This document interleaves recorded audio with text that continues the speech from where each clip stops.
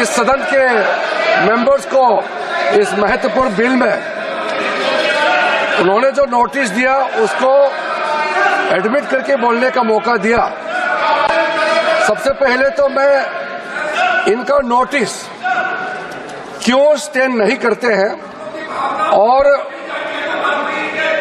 जो भी पॉइंट्स उन्होंने यहां ऑब्जेक्शन के तौर पर रेज किया यहां उसको एडमिट क्यों नहीं करना चाहिए, मैं संक्षेप में बताना चाहता हूं। उसके बाद जितने भी इश्यूज आज यहां उठाए गए हैं उसको मैं आपके अनुमति से विस्तार से एक एक पॉइंट का मैं जवाब देना चाहूंगा।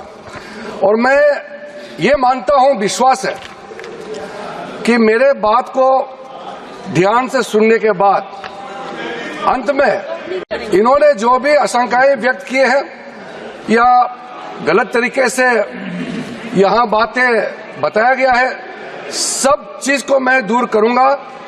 और मैं सिर्फ उम्मीद ही नहीं, यकीन है कि इस बिल के बारे में सब कुछ जानकारी प्राप्त करने के बाद इस हाउस के जितने मेंबर्स हैं सब इस बिल को समर्थन जरूर करेंगे। सबसे पहले अध्यक्ष महोदय जी, इन्होंने कॉम्पिटेंसी का मुद्दा यहां उठाया। मैं पूरे जिम्मेदारी के साथ आपके माध्यम से सदन को बताना चाहता हूं, इस बिल में जो भी प्रावधान है आर्टिकल 25 से लेकर के 30 तक किसी रिलीजियस बॉडी का जो फ्रीडम है उसमें कोई हस्तक्षेप नहीं किया जा रहा है, ना ही संविधान का किसी भी अनुच्छेद का इसमें उल्लंघन किया गया है। और अब सुप्रीम कोर्ट का एक केस का मैं हवाला देना चाहूंगा, Brahmachari versus state of West Bengal. इसमें सुप्रीम कोर्ट ने क्लियरली रिलीजियस डिनोमिनेशन के बारे में रूलिंग दिया गया है और उस रूलिंग के तहत वक्फ board doesn't fall within the purview of Article 25 and 26 of the Constitution of India। दूसरा सर, इसमें हमने जो ब्रॉड बेस किया है, किसी का हक छीनना तो बात छोड़ दीजिए, जिनको हक नहीं मिला है उनको हक देने के लिए ये बिल लाया गया है। इसमें महिलाओं के लिए, बच्चों के लिए और मुसलमान समाज में जो पिछड़े हैं, जिसको आज तक कभी मौका नहीं मिला, जिसको दबा के रखा हुआ है, उनको जगह देने के लिए ये बिल लाया गया है।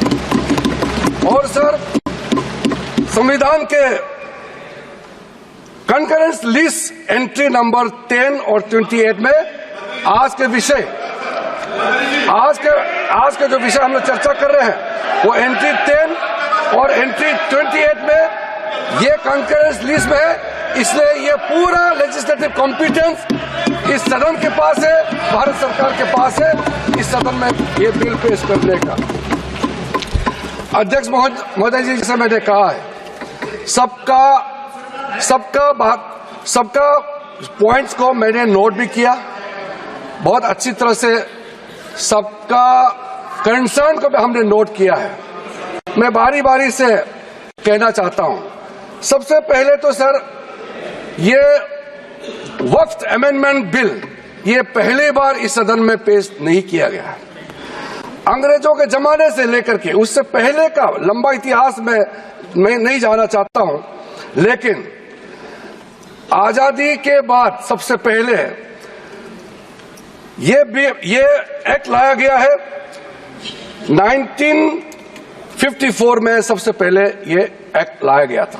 उसके बाद कई अमेंडमेंट हुए सर, काफी अमेंडमेंट होने के बाद मैं पूरा इतिहास में नहीं जा रहा हूं, लेकिन जो अमेंडमेंट आज हम लाने जा रहे हैं इस सदन में वो वक्फ एक्ट 1995, जिसको 2013 में अमेंडमेंट ला करके इस पूरा जो वक्फ का पर्पस, इंटेंशन और जिसके उम्मीद में लोगों का सालों तक था कि इस अमेंडमेंट जो लाया इससे कुछ फायदा मिलेगा, उसको उल्टा करके 2013 में ऐसा प्रावधान डाला गया था जिसके वजह से आज ये अमेंडमेंट लेकर के हमको यहां सदन में आना पड़ रहा है।